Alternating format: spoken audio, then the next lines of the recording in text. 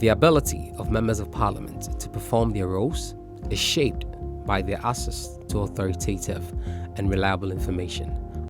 Both individual MPs and their parliamentary committees require a wide range of evidence to effectively scrutinize the government, hold informed debates, and make decisions.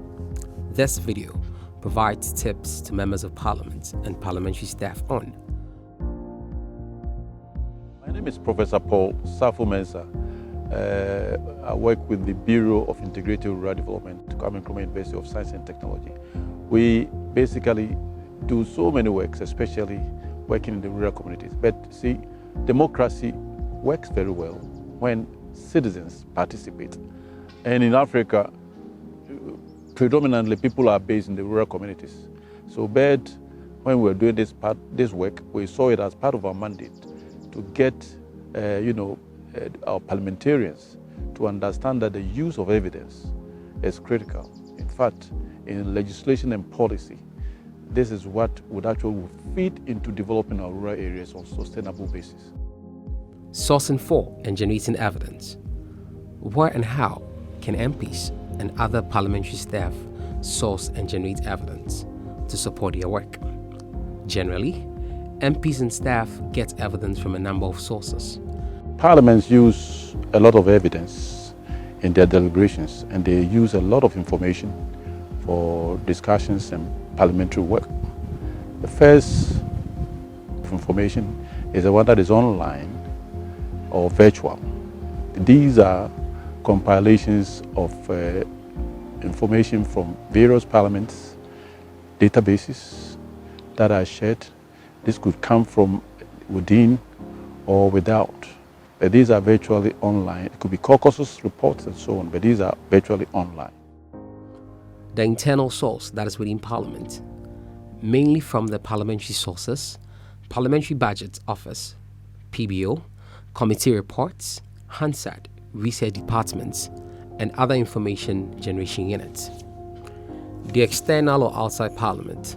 That one could include media, from the media, citizens' feedback, think tanks, academia, and others. In fact, these are also equally important that the parliamentarians, especially, for example, the citizens' feedback, they need to get information from their own people at the grassroots. They feed very well into their conversations in Parliament and their arguments. There are many types of evidence available to MPs. These evidence related to particular issues under discussion can be sourced from research reports. These are reports produced by research organizations, think tanks, universities, CSOs, and other organizations. Administrative reports. These are periodic, that is quarterly or annual reports from government ministries, departments, and agencies. Investigative special committee reports. These are reports coming from special committees set up by Parliament to investigate a specific problem or issue. Evaluation reports. These are assessment reports on the implementation of government policies and programs carried out by the monitoring and evaluation team or units. Citizens' feedback reports. These are reports that capture citizens' inputs and feedback on any policy or issue of concern. Quantitative reports. These are reports from quantitative research. They contain numerical data and can be manipulated using mathematical procedures to produce statistics. For MPs and parliamentary staff to be successful in generating a timely evidence or fact to support a debate, evidence search strategy is critical. This is because of the large volume of information available, either online or physically. Evidence search is an iterative and rigorous process and should be conducted in a systematic manner. The basic steps of conducting evidence search include: formulate research questioning. This will focus the need of the search and define key concepts. In other words, you ask, what is the problem one is trying to solve? Brainstorm on the terms that could be used in the search. Look at any references that appear to be right on target and see what terms are relevant. Decide on the relevant database and other sources to be searched. Depending on the subject matter, there are different databases and sources that cover various issues. Once decisions have been made regarding which databases or sources will be searched, the following key decisions will need to be made as well. Determine the keywords or combination of keywords, any geographic considerations, the time period that one is interested in, and other relevant information. Launch the data search. Evaluate the results of the search based on the criteria defined in the next section on assessing the quality of evidence. Document the references. One can use an Excel spreadsheet or even an MS Word document to collect and organize references. Assessing the quality of evidence. Before MPs set out to use evidence that is available to them, it is important that they assess the quality of evidence by posing a number of simple and critical questions. These questions will aid them to determine the quality of information before them. Some of these questions include: what makes the study important? Do the findings make sense? Who conducted the research and wrote the report? Who published the report? Are the methods appropriate to the research purpose?